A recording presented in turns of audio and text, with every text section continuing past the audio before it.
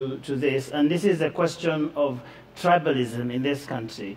Many Kenyans know for a fact that when the elections are held in the next 2 weeks, most likely in Kisumu, you will have more votes than President Kenyatta, and he will have more votes than you in Nyeri, and that has happened over the last 50 years.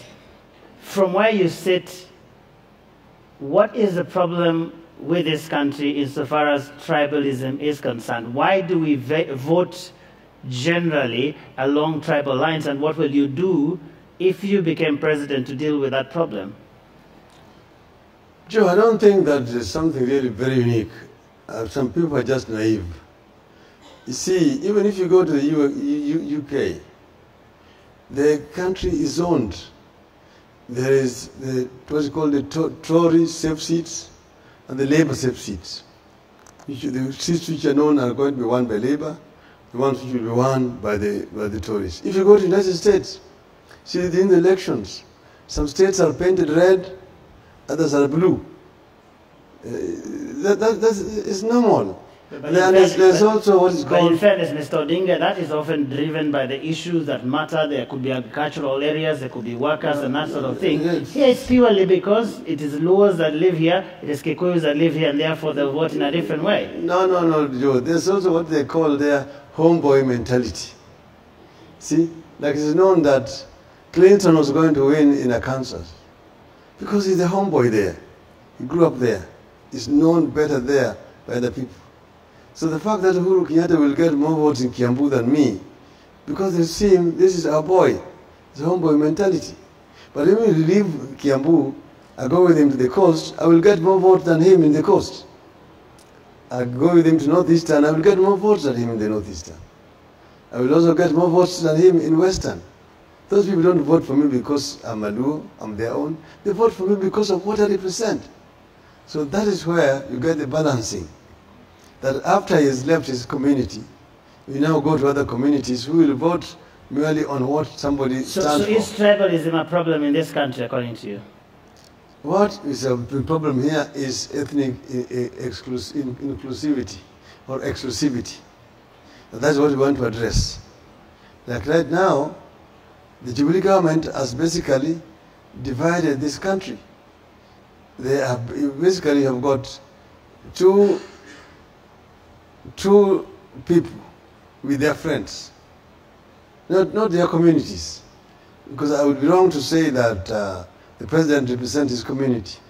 Because I know of a number of Kikuyus who don't believe in what is happening. They say that this is just a club of friends and family members who are benefiting from this regime.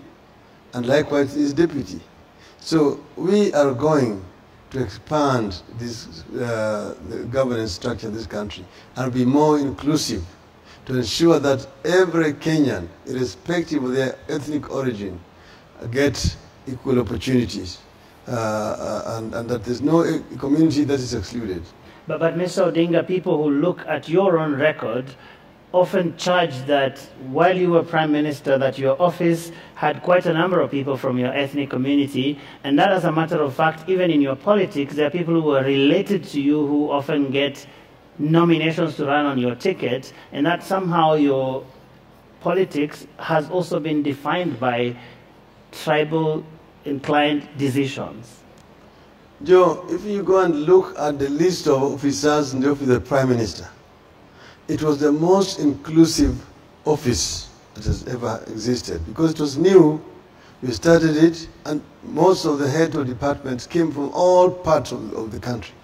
Even the junior staff in the office of the Prime Minister came from all over the country. So that allegation does not bear the reality on the ground, and the facts are there. You can go and examine them. You come to people who are appointed. I did not know, Joe, that if you are now in the government, you're Prime Minister, then none of anybody remotely related to you can be employed by the government. I didn't know that. The only person who was employed was my sister, who was employed as an officer, consulate in LA. And she was a competent Kenyan. She got a PhD. and she was chosen by the Minister of Foreign Affairs, had nothing to do with it.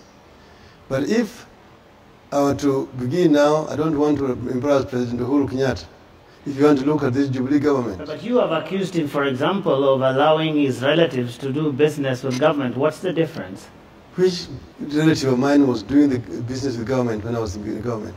Well, he said some were employed when you were in government. I just mentioned one case. Mm-hmm. I don't know which other one. I don't know any other one. That's the one they've been talking about. And that amount to be made too many. And that was also a junior position, just a councillor, not an ambassador at all. But if you look at the